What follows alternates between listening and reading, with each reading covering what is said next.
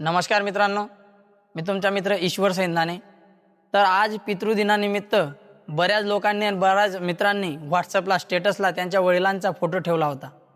पण मला एकही फोटो असा दिसला नाही ज्या ठिकाणी मुलांनी बापाला मिठी मारली असावी।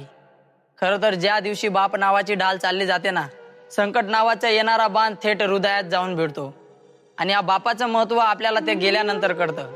तर माझी आज पितृदिनानिमित्त स्वरचित कविता सादर करतो। कवितेचं नाव आहे बाप।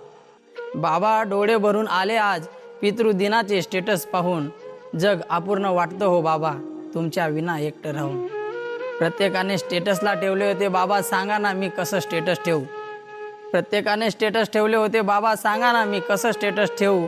प्रत्येक जागी भास होतो तुमचा बाबा, सांगा ना तुम्हाला कुठे कुठे मी पाहू। व्याकुळ होतं हो मन माझं, व्याकुळ होतं हो मन माझं बाजारात बापासोबत मुलांना पाहून। माझ्याही सोबत राहिले असते तर हट्ट केला असता मी वस्तूकडे बोट दावून। बाबा डोक्यावरून हात तुमचा खूप दिवसापासून स्पर्श नाही। बाबा डोक्यावरून हात तुमच्या खूप दिवसापासून स्पर्श नाही। फक्त एकदा भेट द्या ना बाबा, डोळ्यात माझे अश्रू थांबत नाही। बाप नावाची सावली गेली आम्ही उन्हात येऊन गेलो। बाप नावाची सावली गेली आम्ही उन्हात येऊन गेलो। आपल्याच लोकांच्या गर्दीत आम्ही परके झालो। आपल्याच लोकांच्या गर्दीत आम्ही परके झालो।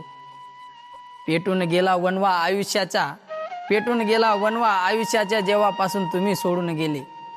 पेटून गेला वनवा आयुष्याच्या जेव्हापासून तुम्ही सोडून गेले।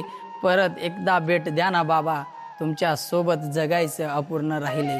परत एकदा भेट द्या ना बाबा, तुमच्या सोबत जगायचे राहिले। मित्रांनो, ही कविता त्या व्यक्तींसाठी आहे ज्यांच्या आयुष्यातून बाप निघून गेला। तर कविता कशी वाटली नक्की कमेंट करा आणि अहिराणी आवाज या चॅनलला नक्की लाईक करा, शेअर करा, सबस्क्राईब करा। जय हिंद, जय महाराष्ट्र, जय खानदेश।